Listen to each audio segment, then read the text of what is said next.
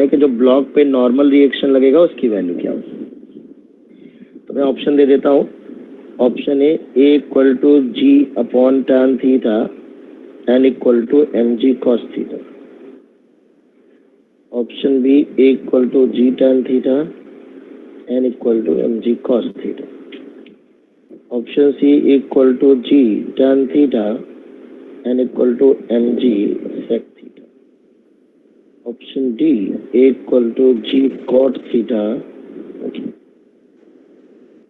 Ji sine theta N equal to m g sec theta. बताएं भाई, note करें इस क्वेश्चन को और बताएं क्या है।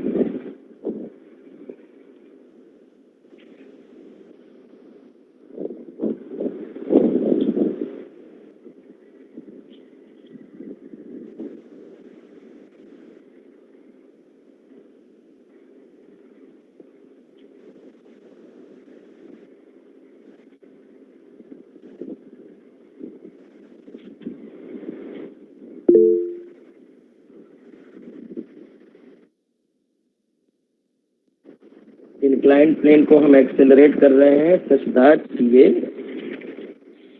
स्लिप ना करे ब्लॉक इंक्लाइंड प्लेन पे। तो ए की वैल्यू तो यार सबको पता है, तो मैंने क्लास में बताई है बेटा। Sir B part. D for Bombay बताया है जपनीत ने, जो कि मुझे गलत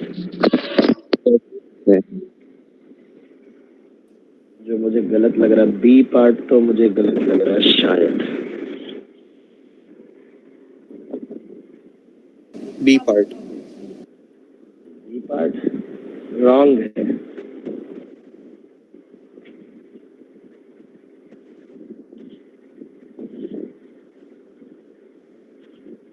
सी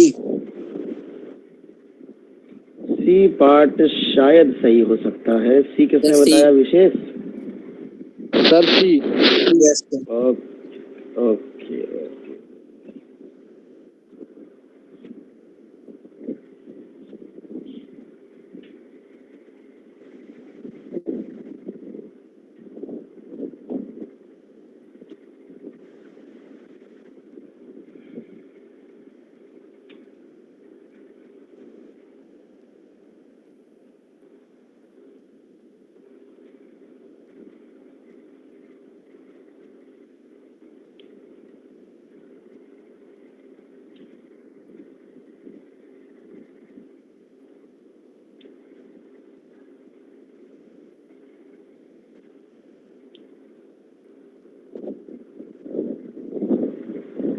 आइए मैं आपको याद दिलाता हूँ, ये मैंने जब सूडो फोर्स पढ़ाया था तब ये डिस्कस किया था, राइट।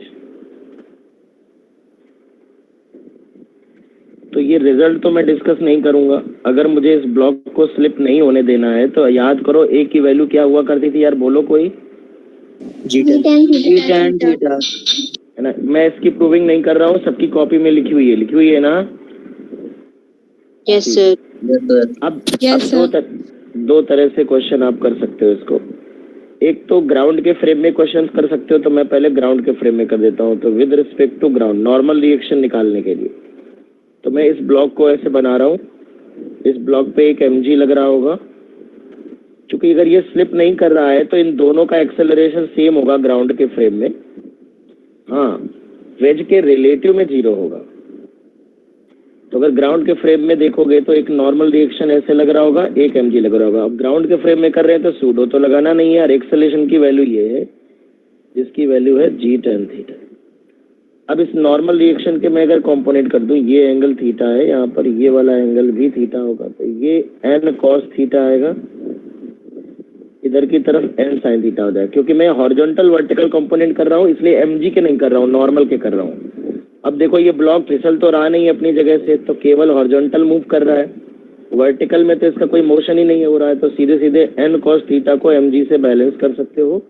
तो n इक्वल टू आ जाएगा mg sec थीटा। तो इस तरह से n की वैल्यू आ जाएगी, ठीक है। या फिर n sin theta is equal to चाहो तो ma लगा दो, और a की वैल्यू तुम्हें पता है।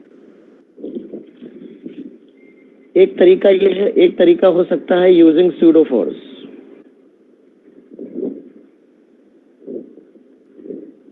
अगर मैं इन frame of reference of ways या इंक्लाइंड प्लेन के फ्रेम में चला जाऊंगा तो फिर इसका क्वेश्चन ऐसे सॉल्व होगा कि मैं इसको रेस्ट पे मानूंगा,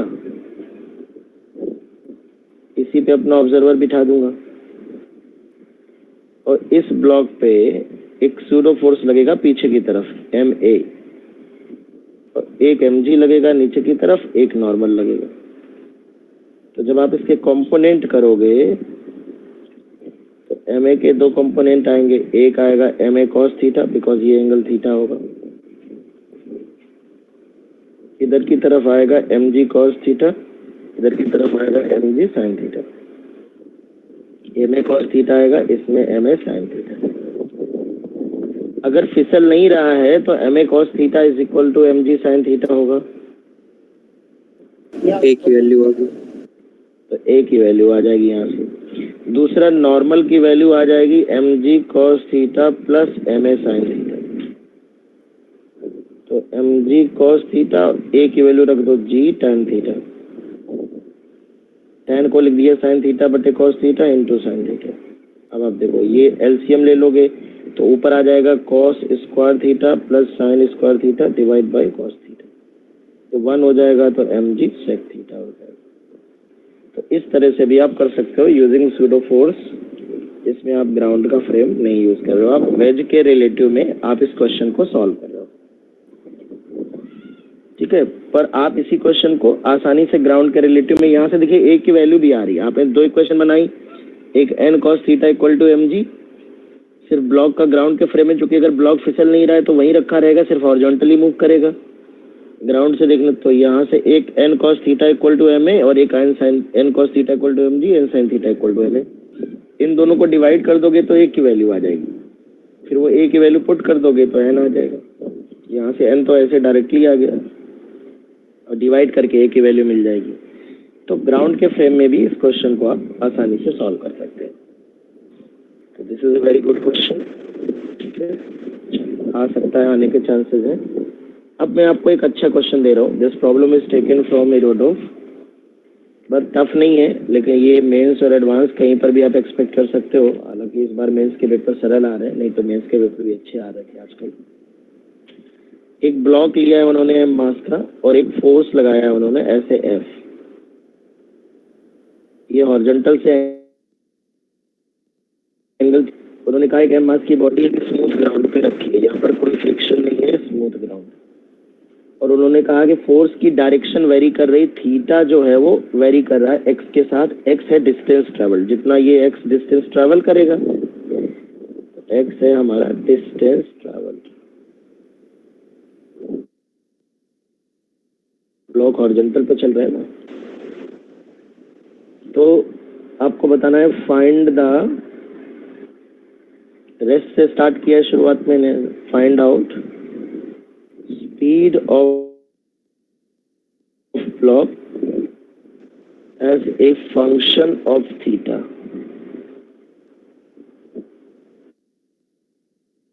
क्या प्यारा सवाल है, बहुत ही प्यारा सवाल है।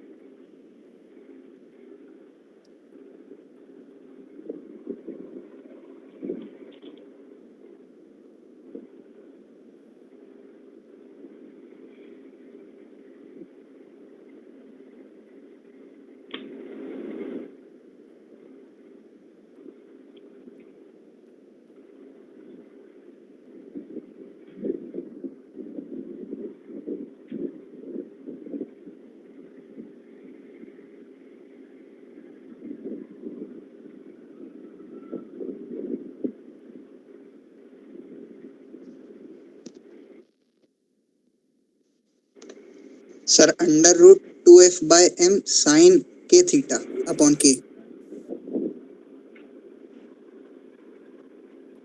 Under root 2f/m sin theta के थीटा क्या बताओगे सर फिर से बोलो। Sir under root 2g ln sin theta.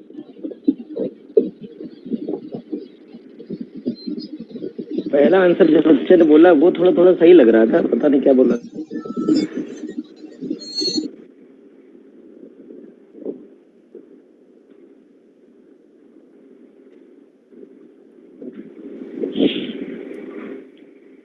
Under root 2f upon m k into sine theta. Good good Abhay Tiwari, very good बेटा। कैसे किया भाई ये चमत्कार आप लोगों ने।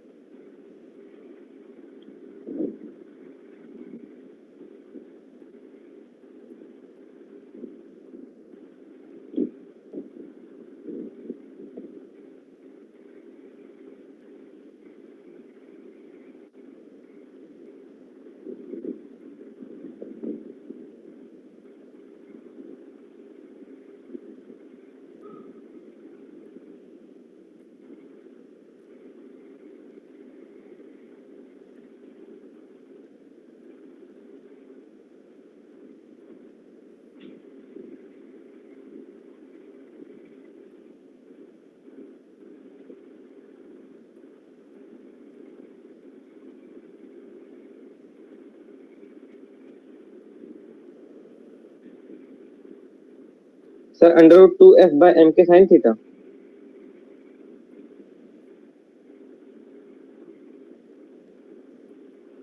शायद यही आएगा।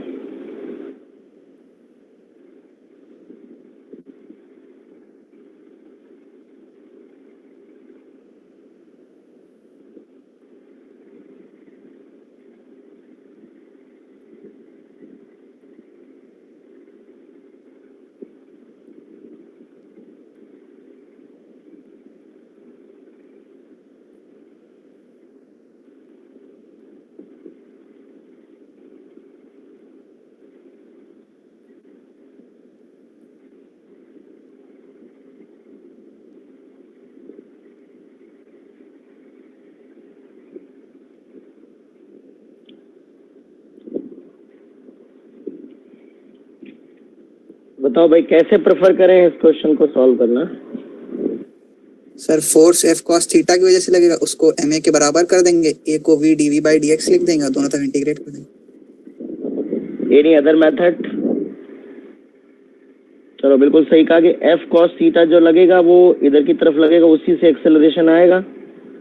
ठीक है, चलो ये f sin theta, f cos theta equal to ma, तो थीटा को kx लिख लेते हैं, तो f cos kx is equal to ma। a होता है v dv/dx, a को dv/dt लिख देते हैं या फिर v dv/dx भी लिख सकते हैं, और इसको हम f/m cos kx into dx इसे इंटीग्रेट कर लेते हैं v dv,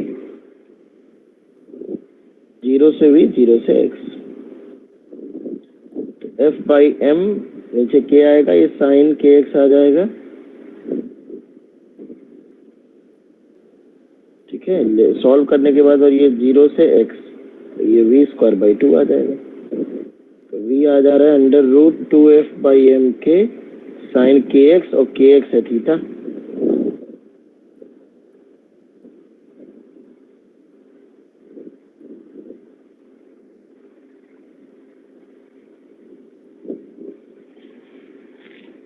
इससे एक छोटा सा तरीके ये भी लगा सकते हैं कि वर्क एनर्जी थ्योरम लगा सकते हैं, लेकिन फोर्स लगातार अपनी डायरेक्शन बदल रहा है, तो इसे छोटे से डिस्प्लेसमेंट के लिए लगाएंगे। dw = dk,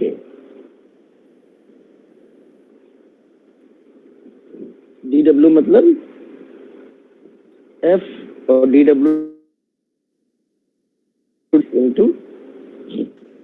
into cos theta.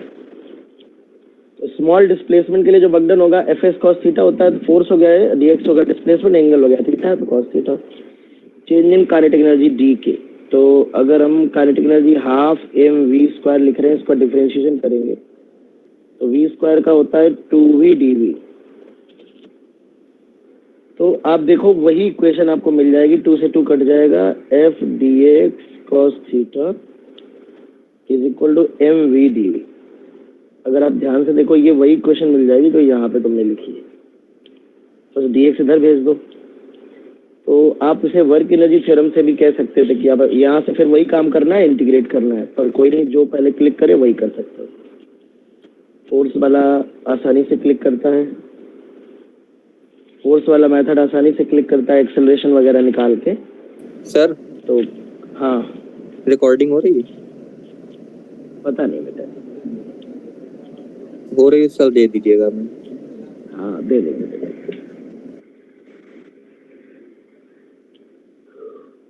Okay, तो ये बहुत ही बढ़िया क्वेश्चन है, इसको हम लोगों ने कर लिया है।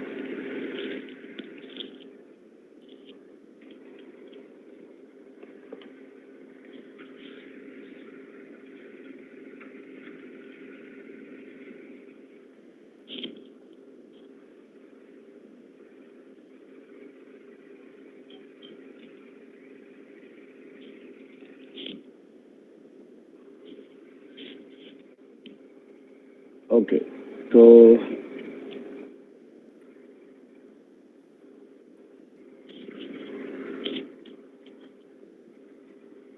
एक क्वेश्चन हम और डिस्कस करते हैं। इस तरह के क्वेश्चन भी एग्जाम में आते हैं कि भी आप कर लोगे, मुझे भरोसा है, पर आप एक बार करो इसको।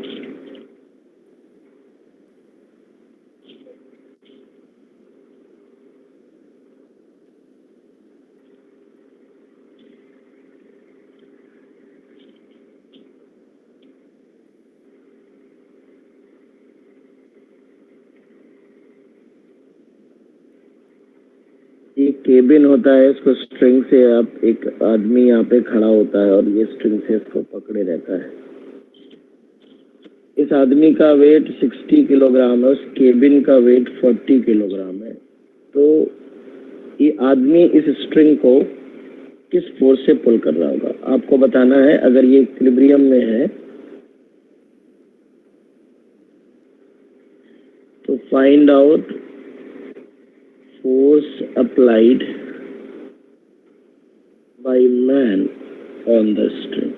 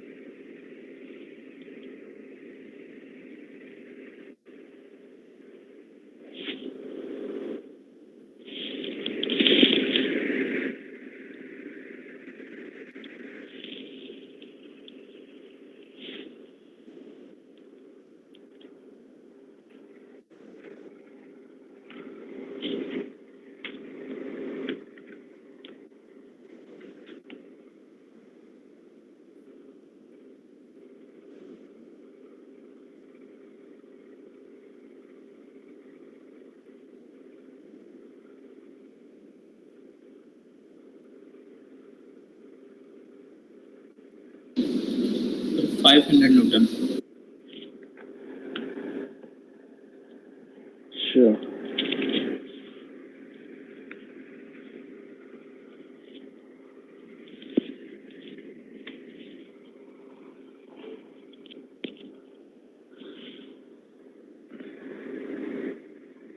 So 500. सही है।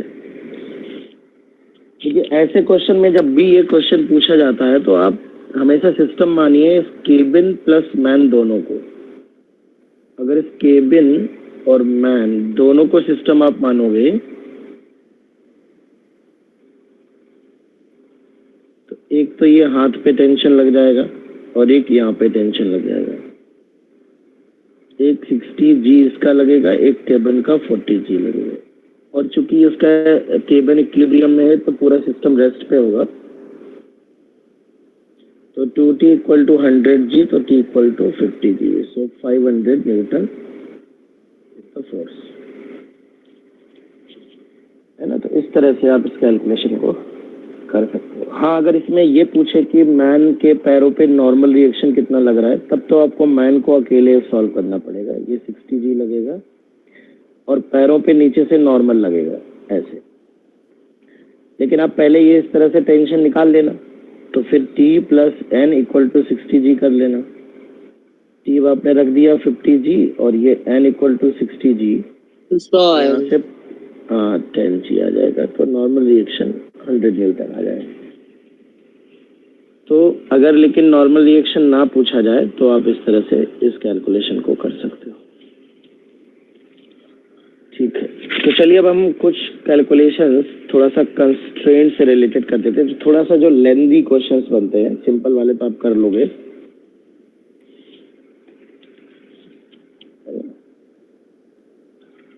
एक थोड़ा सा कॉम्प्लिकेटेड डायग्राम मैं बनाता हूँ आपको। एक टेंशन निकालने का एक डायरेक्ट तरीका मैंने बताया था आप लोगों को। तो आप कोशिश करना कि वो आप अप्लाई कर सकते हो।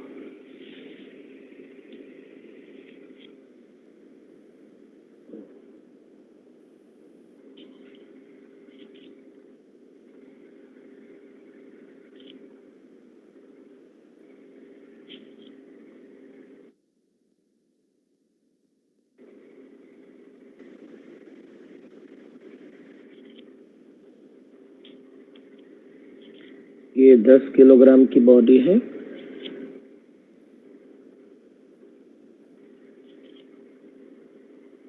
ये 5 किलोग्राम की बॉडी है।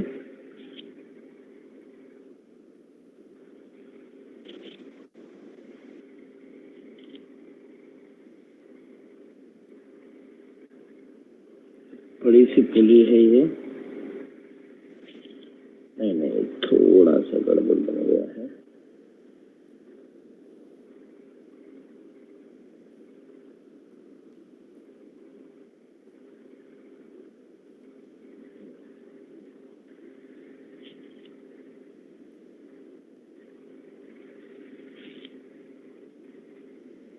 ये भी 10 किलोग्राम की बॉडी है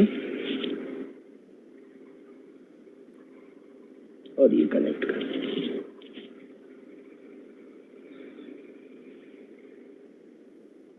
मैं अपनी तरफ से मान लेता हूं कि लेट A1 डाउनवर्ड जा रहा है ब्लॉक, इसका एक्सेलरेशन A1 है। लेट 5 kg वाले का A2 अपवर्ड है एंड लेट 10 kg वाले का A3 डाउनवर्ड है। अब आपको A1, A2, A3 की वैल्यूज कैलकुलेट करनी है।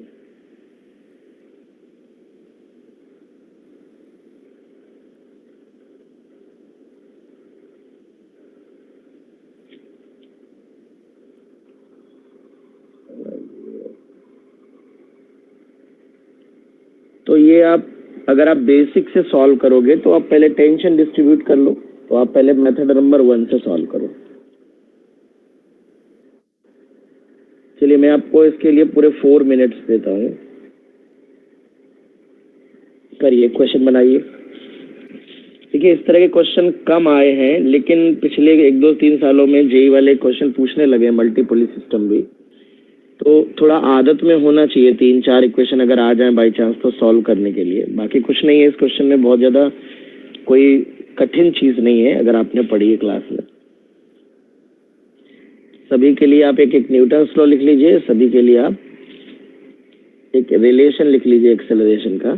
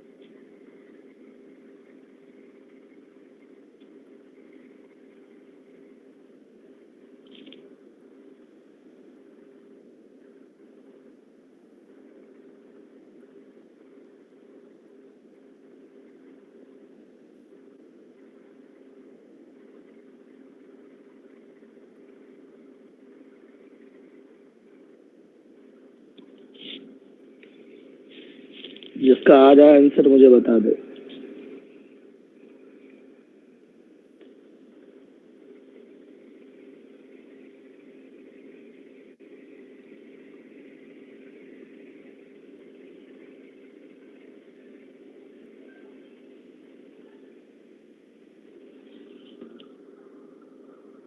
टेंशन डिस्ट्रीब्यूट अगर करेंगे तो अगर यहाँ से टेंशन टी मानेंगे तो ये टी होगा, इसमें टी होगा, इसमें 2t होगा, इसमें 2t होगा, यहाँ 2t होगा, यहाँ 2t होगा, यहाँ t हो जाएगा, इसमें t होगा, इसमें t होगा, इसमें भी 2t होगा। यहाँ पर वेट लगेगा 10g, यहाँ पर वेट लगेगा 5g, यहाँ पर वेट लगेगा 10g। Equation of Newton's law आएंगे।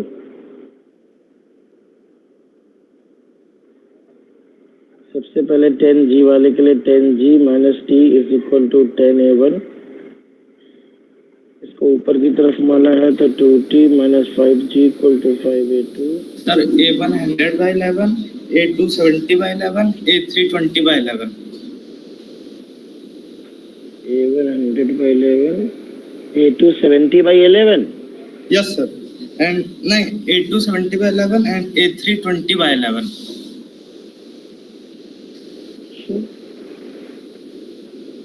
हमको लग रहा है कुछ और आएगा यार, दूसरा आंसर आएगा।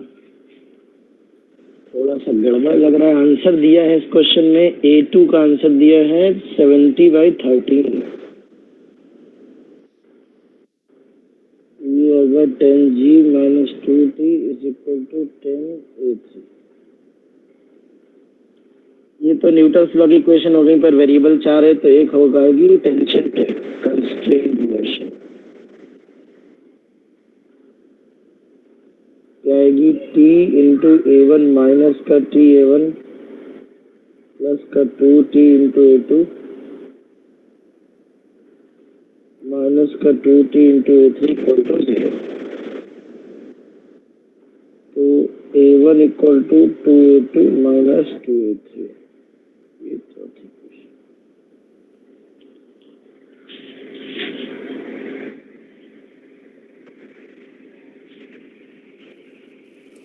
सर A3 30/13 आ रहा है। A2 निकाल के दिखाओ, क्योंकि जो बुक का क्वेश्चन है एक्चुअली ये तो बुक में केवल A2 पूछा है, पर मैंने यहाँ से सारा पूछ लिया है तो इसलिए A2 से वेरीफाई होगा। A2 का आंसर दिया।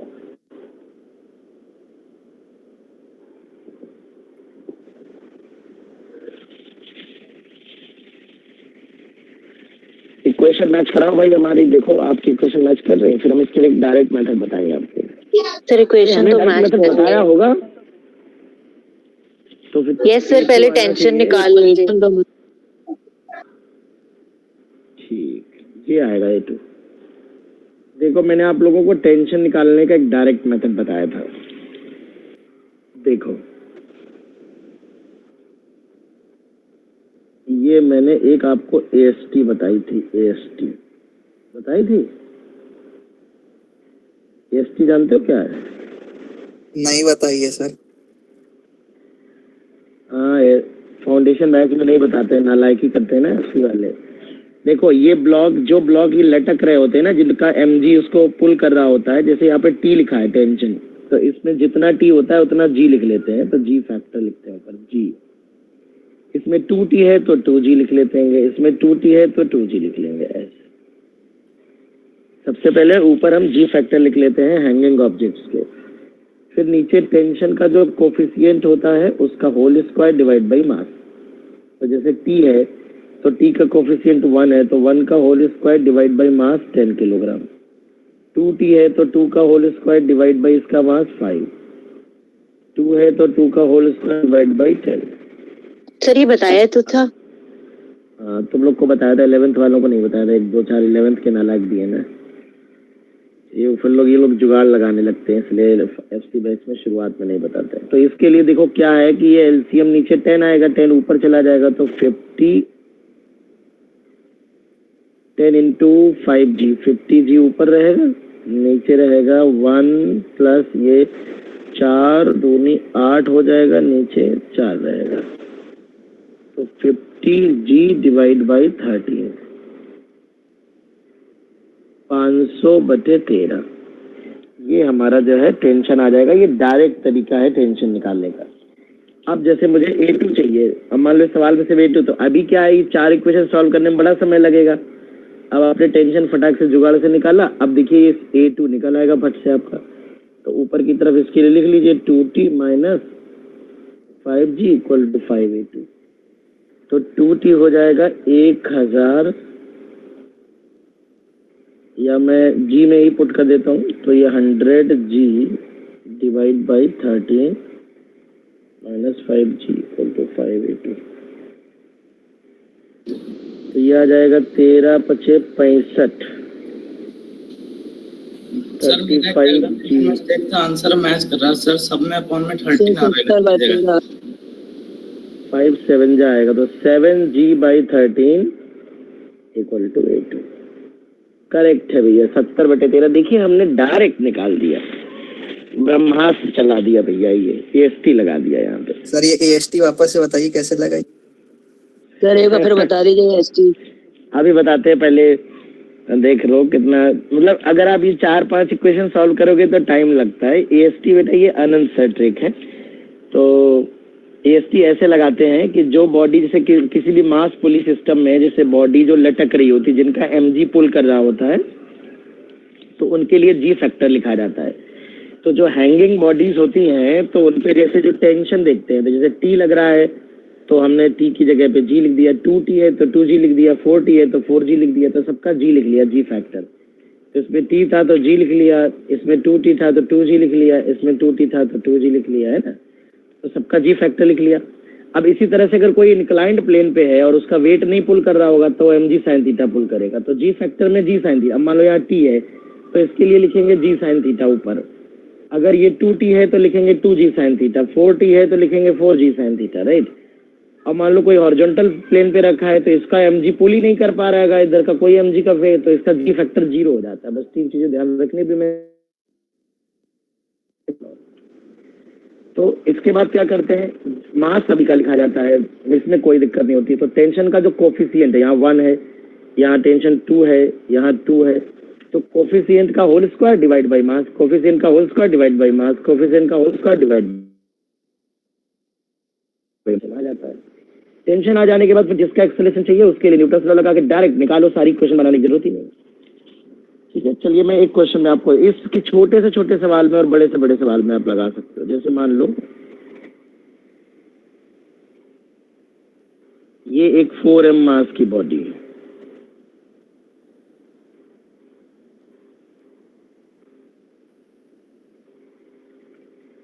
वन सेकेंड बच्चों, ये है इस तरह से, ये मान लेते हैं एक m मास है और ये एक और पुली है।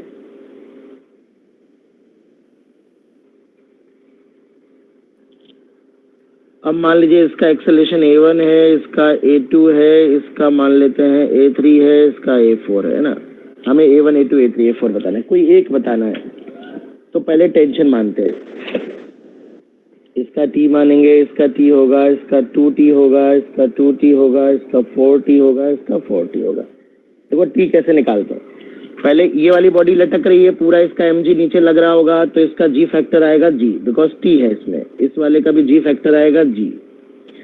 इस वाली बॉडी का भी वेट पूरा लटक रहा है, 2t है तो आएगा 2g। इस वाली बॉडी का वेट काम नहीं कर पा रहा है क्योंकि नॉर्मल खत्म कर दे रहा है, क्योंकि ये बॉडी हॉरिजॉन्टल फ्लोर पे रखी है, लटकी हुई बॉडी नहीं है और इसका कोई भी मोशन की डायरेक्शन में mg का कोई कंपोनेंट नहीं है। इसका g फैक्टर 0 लिखेंगे, डिवाइड बाई इसका टेंशन है 1 है तो 1 का whole square divide by 2m। इसका टेंशन का कोफिशिएंट 1 है तो 1 का whole square divide by 4m। इसका टेंशन का कोफिशिएंट 2 है तो 2 का whole square 4 divide by m। इसका टेंशन का कोफिशिएंट 4 है तो मास सबका लिखते हैं, भले उसका जी फैक्टर 0 क्यों ना हो, तो 4 का उसका 16 डिवाइड बाई 4m। तो इसका एलसीएम आ जाएगा 4m, ऊपर चला जाएगा 4m, तो 2 2 4 4 4 16 mg ऊपर हो जाएगा, नीचे ये 2 आएगा प्लस 1 आएगा प्लस 4 4 16 हो जाएगा प्लस 16 हो जाएगा। तो ये 32 और 3 35, 16 mg डिवाइड बाई 35, ये टेंशन आ गया। टेंशन आ जाने के बाद मान लीजिए हमको A3 बताना है, तो A3 के लिए 2mg नीचे लगेगा, t ऊपर लगेगा, तो 2mg minus t is equal to 2ma3। मान लिया डाउनवर्ड जा रहा है तो 2mg माइनस t रख दिया, 16 mg बचे 35 इक्वल टू 2ma3। तो यहाँ से 70 माइनस 16, 70 माइनस 16 कितना होता है, 70 में से 16 घटाओ बेटा, 10 घटाएंगे 60, 54 mg divide by 35 equal to 2ma3। 2 से ये 27 आ जाएगा, तो 27 g by 35, this is equal to 8। इस तरह से 3 आ जाएगा। अब जिसका जिसका एक्सेलरेशन निकालना है बस उसके लिए न्यूटन लॉ लगाना पड़ेगा। मान लो a1 निकालना है तो 4t इक्वल टू 4ma1, तो t इक्वल टू ma1 आ जाएगा, तो a1 आ जाएगा t बाई m, t आया था 16 mg बाई 35, तो 16 g by 35 will be the correct answer. तो भैया क्या ये आपको AST समझ में आ गई? Yes sir. Yes sir. ठीक है, तो AST लगा करके अब अगला सवाल करिए, इसको नोट करने में समय बर्बाद ना करिए। Try next question.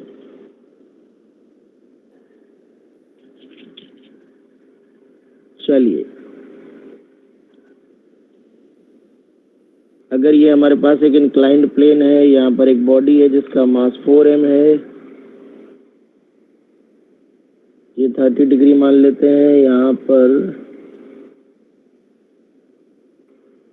ये वाली बॉडी का मास m है। ओके, तो इसका एक्सेलरेशन a1 मान लेते हैं, इसका एक्सेलरेशन a2 निकालना है हमको। हालांकि सिंपल सवाल है, बिना AST के भी कर सकते हो, पर मैं चाहता हूँ कि इसको अब टेंशन डायरेक्टली पहले टेंशन बना लो, फिर टेंशन को AST से निकालना।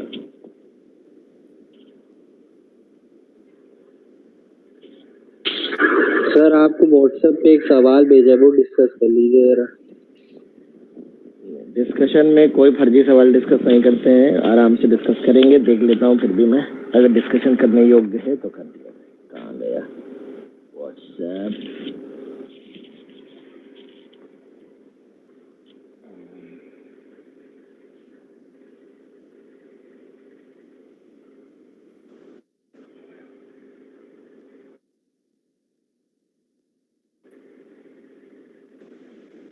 कौन सा वाला है बेटा? हमें 18वां 18 19 18वां है। ठीक, कर देंगे कर देंगे। सर 19 वाले में जरा x वाले जो आप x डिस्टेंस से नहीं बताते हैं, वो उससे बता दीजिएगा। 19 वाले में ठीक बता देंगे वाले से।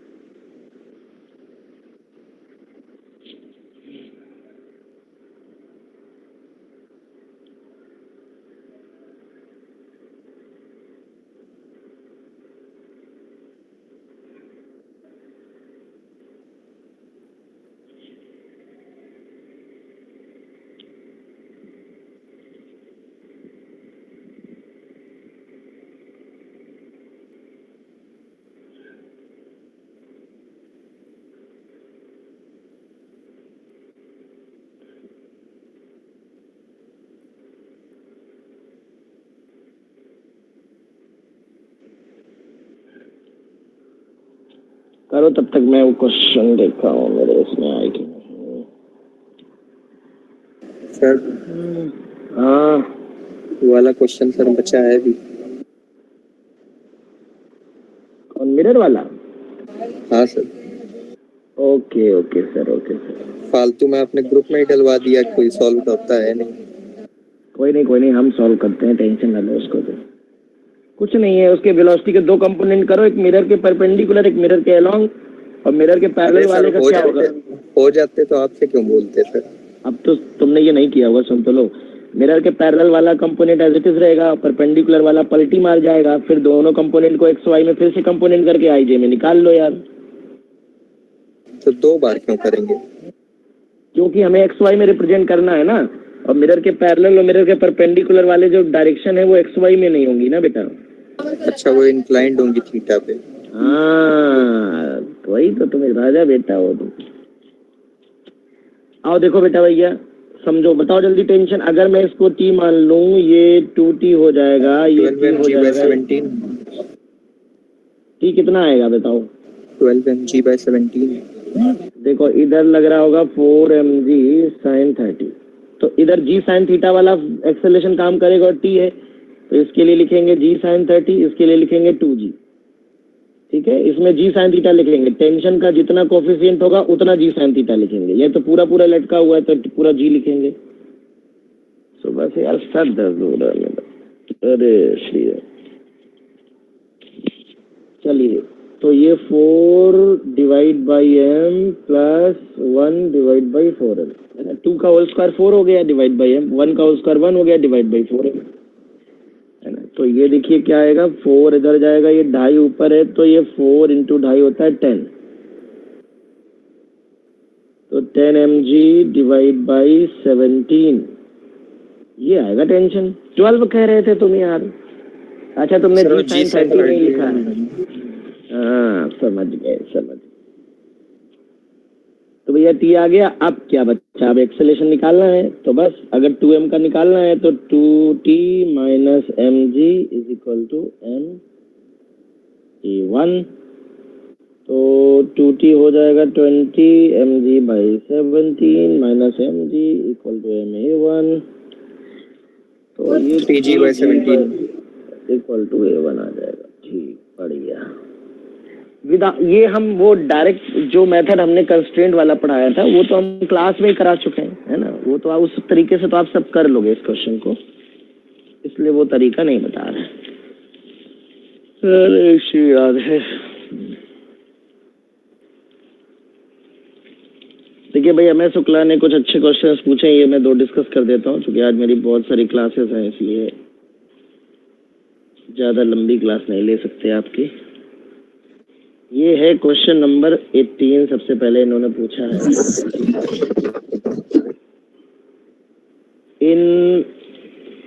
अगर आप नहीं देख पा रहे तो देख लो।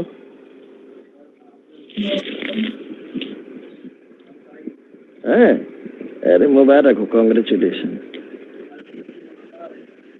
किसकी नहीं आ रही फिर? तो बस कुछ नहीं है।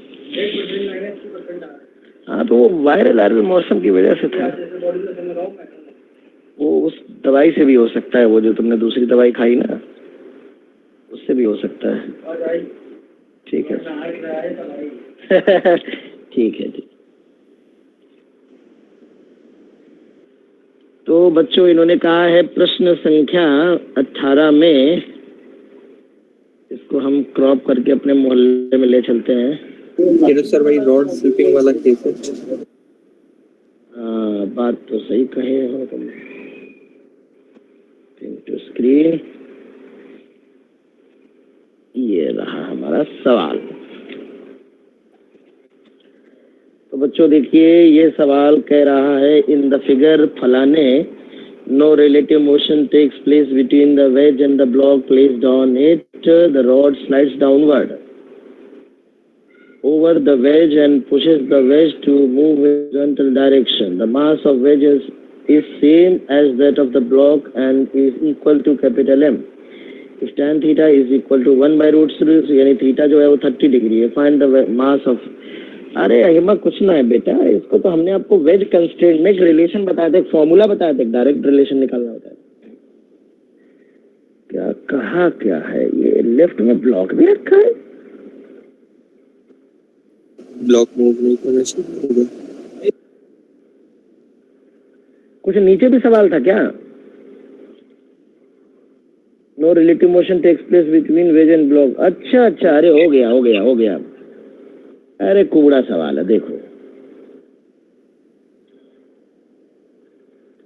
क्या मेरे देश के नौजवान साथियों, तुम ऐसा सवाल पूछते हो, लेकिन गुरु सवाल अच्छा है कुछ भी। तो सबसे पहला जानकारी, ये ब्लॉक इधर की तरफ एक्सेलेरेशन मान लेते हैं a1 है और इसका a2 है।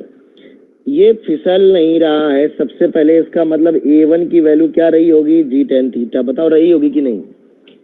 Yes sir. आज बताया है मैंने। 10-20 लोग तो बताओ यस सर कहो यार। यस a1 की वैल्यू जी tan थीटा रही होगी, तभी तो फिसलेगा नहीं तो फिसल जाएगा मुन्ना मोबाइल। तो यहाँ से a1 आ गया g बाई रूट 3। चलो बहुत बढ़िया। सर डायरेक्शन फिर मैंने अरे तो इधर जा तो रहा, इधर ही होना चाहिए। a1 है तो इधर लेफ्ट में जाएगा। बिल्कुल डायरेक्शन डिपेंड करेगी, है ना। अब देखो, मैंने आप लोगों को याद करो, मैंने एक डायरेक्ट बताया था tan थीटा का फॉर्मूला वेज कांस्टेंट में, हॉरिजॉन्टल, इन दोनों में जब यहाँ वेज कांस्टेंट लगाना होता था तो रिलेटिव वर्टिकल एक्सेलरेशन, तो इन दोनों का वर्टिकल में रिलेटिव सिर्फ a2 आएगा और रिलेटिव हॉरिजॉन्टल a1 आएगा। तो यहाँ से a1 a2 का रिलेशन आ जाएगा। tan थीटा है 1 बाई रूट 3, तो a2 जो आ रहा है a1 बाई रूट 3 और a1 g बाई रूट 3 है, तो a2 आ जाएगा g बाई 3। इसको हमने डिराइव भी कराया था। Normal direction. अरे लाओ दोबारा देख लो, हमने जो कॉन्सेप्ट आपको बताया ना बहुत अच्छे। अरे देखो ये a2 जो है यहाँ जो ये लगातार कांटेक्ट रहता है, तो हमने कहा था जब लगातार कांटेक्ट रहता है नॉर्मल कंस्ट्रेंट बताया था कि नॉर्मल डायरेक्शन में एक्सेलरेशन सेम होना चाहिए। तो A1 का जो ये वाला ये एंगल थीटा होगा, तो A1 का जो ये वाला कंपोनेंट होगा साइन थीटा, और A2 नीचे की तरफ है तो A2 का जो ये कंपोनेंट इधर की तरफ आएगा कॉस थीटा। मतलब रॉड का एक्सेलरेशन वेज के परपेंडिकुलर आएगा A2 कॉस थीटा, और वेज का आएगा वेज के परपेंडिकुलर A1 साइन थीटा। ये दोनों बराबर होने चाहिए, तो यहाँ से tan theta is equal to आ जाएगा, tan theta is equal to आ जाएगा A2 बाई A1। ये मैंने नॉर्मल कंस्ट्रेंट करके पढ़ाया था क्लास में बेटे, नॉर्मल कंस्ट्रेंट कि जब दो बॉडी लगातार कांटेक्ट में होती हैं, ये एक्सेलरेशन वेलोसिटी सरफेस के परपेंडिकुलर इक्वल होते हैं। उसी का एक डायरेक्ट जुगाड़ बताया था मैंने, ये डायरेक्ट ट्रिक बता देता हूँ, कभी कभी मन करता है बता देता हूँ, मन करता नहीं बताता हूँ, डिपेंड करता है कि उस वक्त जो क्लास का माहौल है वो कैसा है, गमगीन है, खुशी वाला माहौल है, ज्यादा बहुत सारे मेथड हजम कर पाएंगे लोग कि नहीं कर पाएंगे। चलिए, तो यहाँ से बच्चों हमने A2 निकाल लिया, यही फॉर्मूला यूज कर लिया tan थीटा का, तो A2 आ गया। अब आप देखिए ये वाला जो ब्लॉक है हमारा, इसका मास हमसे पूछा है, तो इधर पे एक नॉर्मल ऐसे लगेगा, ठीक है, ये वाला एंगल थीटा है तो ये नॉर्मल ऊपर की तरफ n cos थीटा लगेगा, ये n sin थीटा लगता है। इधर की तरफ एक नया नॉर्मल लगेगा तो दीवार से लगेगा n वॉल, और इधर एक mg लगेगा। एक्सेलरेशन A2 हमें मिल चुका है, दोनों का मास इक्वल बोल रहे हैं ये लोग, ठीक है, ब्लॉक का और वेज का मास बराबर बोल रहे हैं। मास तो दिया नहीं है, रॉड का मास पूछा है। अच्छा, जो rod slide down over the ways this horizontal this, चलो मान लेंगे, ठीक है। अब देखो अगर हमें इसका डायग्राम भी बनाना पड़ेगा, हमें तो ऐसा लग रहा है, तो इसमें भी ये इसका नॉर्मल ऐसा लगेगा, इधर की तरफ ये n cos थीटा लगेगा, इधर की तरफ n sin थीटा लगेगा, इधर एक मास रखा है। ये पूरा सेटअप A1 एक्सेलरेशन से जा रहा है, तो एक हॉरिजॉन्टल में न्यूटन्स लॉ लिख लेते हैं, n sin थीटा, गड़बड़ी में हो गया ये n cos थीटा, ये n sin थीटा है, तो बस n sin theta is equal to 2ma1, एक इधर आ जाएगा इक्वेशन, और एक इसके लिए वर्टिकल लिख लो, n mg माइनस इसका इसको ये कैपिटल M मान लेना, mg minus n cos theta is equal to ma2। मतलब रॉड के लिए लिखना वर्टिकल, और वेज और ब्लॉक को मिला के सिस्टम मान लेना, इसके लिए लिखना हॉरिजॉन्टल। तो बस अब A1 A2 दोनों पता है, तो पहली वाली इक्वेशन से नॉर्मल निकाल के दूसरी वाली इनपुट कर देना, तो दूसरे का इक्वेशन आ जाएगा, हो जाएगा ना। हमें बढ़िया सवाल है भाई, एडवांस का क्वेश्चन है, ये मेंस की औकात के बाहर है भाई।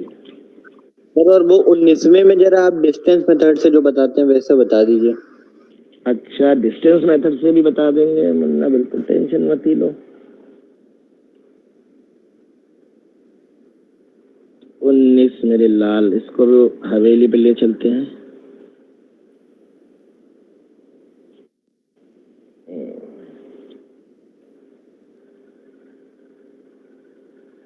अच्छा बेटा, 19 में बहुत ही जहरीला सवाल है, इतना सर आंसर 5 मीटर पर सेकंड।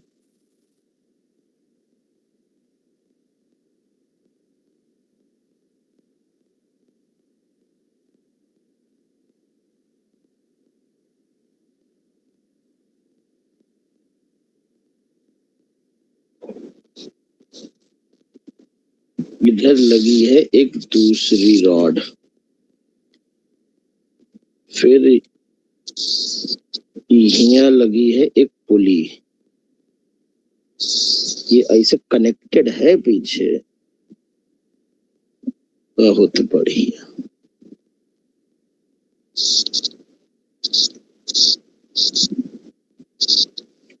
ये 1 मीटर पर सेकेंड इधर मूव कर रहा है, ये बड़ा वाला ब्लॉक 3 मीटर पर सेकेंड से मूव कर रहा है।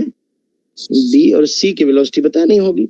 Velocity of A and B are shown in figure. Find the speed of C. Okay, assume the pulley and string are ideal. देखो इसमें कुछ नहीं है, कोई खास बात तो नहीं है, लेकिन है बहुत कॉम्प्लिकेटेड गुरु, दिमाग की नसें खोल देगा। चलो देखते हैं। अच्छा सर हाँ, 5 मीटर पर सेकंड। यार पता नहीं है, हो सकता है 5 आए। अब तुमने बीएम शर्मा लगाई है ना, तो बीएम शर्मा का ही सवाल लग रहा है मुझे, इसलिए तुम नहीं नालायक। सर, वो टेंशन ट्रिक लगाइए ना, जो आपने वेलोसिटी का टेंशन से मल्टीप्लाई कर दीजिए, आ जाएगा। हाँ उससे भी हो जाएगा, थोड़ा डिस्प्लेसमेंट से भी ट्राई करते हैं। देखो तो हो जा रहा है, डिस्प्लेसमेंट से बता दीजिए। टेंशन से तो हो जाएगा, सही कह रहे हो। तो देखो सबसे पहले बेटा मुद्दे की 2 बातें बताता हूँ। ये ब्लॉक बी के कलेजे से लटका हुआ है, तो ब्लॉक बी जब इसको धक्का मारेगा तो इसके पास एक एक्स कंपोनेंट आएगा, एक इसके पास वाई कंपोनेंट आएगा। जो इसका एक्स कंपोनेंट आएगा वो वही होगा जो बी का होगा नॉर्मल कंस्ट्रेंट से। अब हमारा उद्देश्य सिर्फ वाई कंपोनेंट निकालना है, तो इसको बड़ी सिंपल, बड़ी सरलता से कर लेते हैं। आइए देखिए, ऐसा करो, टुकड़ों में चलाओ। सोचो 1 सेकंड में 3 मीटर ब्लॉक को आगे कर दो, 1 मीटर इसको आगे कर दो, तो समझना बात को। अभी सोचो ये रुका हुआ है, ये वाली ब्लॉक अभी सोचो तुमने मूव नहीं करा है। जब इसको 3 मीटर आगे करोगे तो 3 मीटर ये वाली रस्सी कम हो जाएगी, 3 मीटर ये भी छोटी हो जाएगी, ये उतनी रहेगी, ये उतनी रहेगी। तो ये 3-3 मीटर जब छोटी होगी और ये रस्सी पूरी यहां से लेके यहां तक एक ही है। सॉरी मैंने इसमें गलत बना दिया था कि ये वही रहेगी, ये वही नहीं रहेगी। ये इसको छोड़ो, अभी ये चेंज हो रही, ये पुली अपनी जगह पे रहेगी, ये पुली, इन दोनों के बीच का गैप ये चेंज नहीं होगा। ये 3 मीटर कम हो जाएगी और ये वाली 3 मीटर कम हो जाएगी, ये वाली 3 मीटर कम हो जाएगी, ये 3 मीटर कम हो जाएगी। तो ये 6 मीटर, ये वाली जो रस्सी होगी 6 मीटर नीचे जाएगी, बढ़ेगी, बिकॉज ये उतनी रहनी है, तो टोटल रस्सी की लंबाई सेम रहेगी बेटा, ठीक है। तो ये 6 मीटर इंक्रीज होना चाहिए। लेकिन यहाँ पर ये चूंकि 1 मीटर खींच ले रहा है इसको, तो ये जो ब्लॉक है बी ब्लॉक, ये इन दोनों पोर्शन को यहाँ, क्योंकि ब्लॉक आगे आ रहा है, पुली को अभी हमने रोक के रखा था, तो अभी मान लिया था थोड़ी देर के लिए कि ये मूव नहीं कर रहा है, तो ये वाला जब आगे आएगा 3 मीटर, तो 3 मीटर इसको कम करेगा, 3 मीटर इसको कम करेगा, बिकॉज ये पुली आगे आ जाएगी, इसको हमने रोक के रखा है।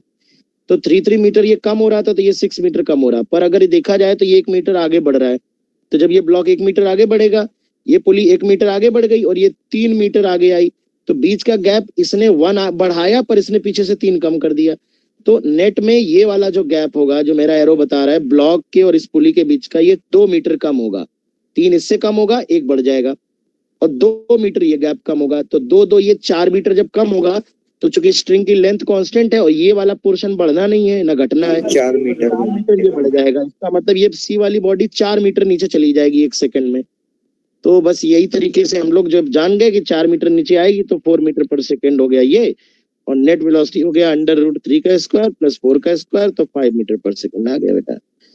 हो गया भैया, हो गया। तो चलिए बच्चों, आज की क्लास यहीं तक थी। अगली क्लास में कुछ और अच्छे सवालों के साथ फिर से अगले एपिसोड में हाजिर होंगे। तब तक के लिए विदा लेते हैं। सर अगली कब होगी? अब ही रहेगी, ये मान के चलो हफ्ते में 3-4 कुछ न कुछ हो जाएगी। बस हमसे टाइम टेबल ना पूछा करो, हम एक दिन पहले बता देंगे, प्रयास करेंगे क्लास सुबह रखें।